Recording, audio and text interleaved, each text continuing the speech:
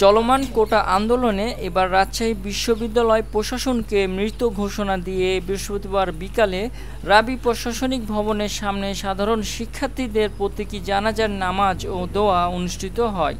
প্রশাসন আমাদের রাষ্ট্রযন্ত্র এবং আমাদের উপরে যারা আছে তাদের বিবেকের মৃত্যু, আমরা মুসলিম এবং বাঙালি হিসাবে মৃত মানুষের জানাজা পড়াটা আমাদের জন্য কি ওয়াজিব। সেই কারণে আমরা সবাই একত্রিত হয়ে শান্তিপূর্ণভাবে তাদের জানাজাটা পড়তেছি।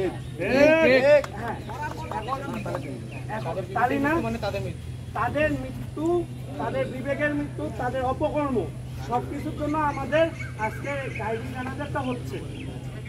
এখন জানাজারের সম্বন্ধে ভাই আছে, ভাই বলে দিচ্ছে, আমরা সবাই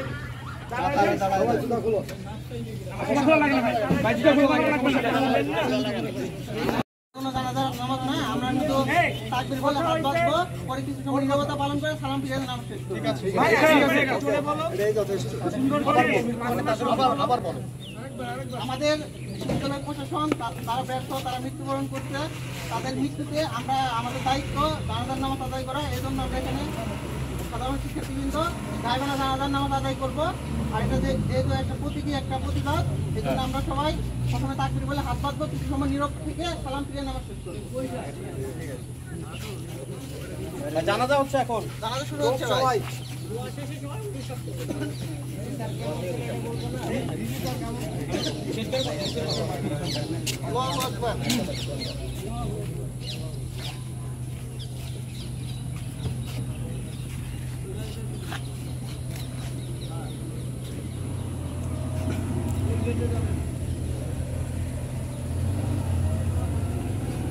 আসসালামু আলাইকুম ওয়া রাহমাতুল্লাহ। আসসালামু আলাইকুম ওয়া রাহমাতুল্লাহ।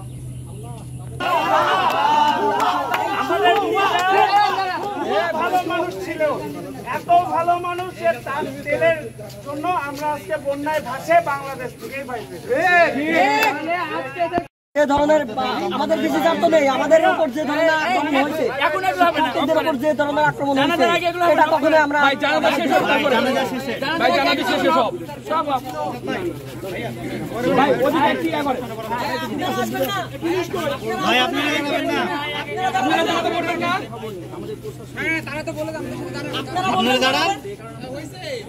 শোনো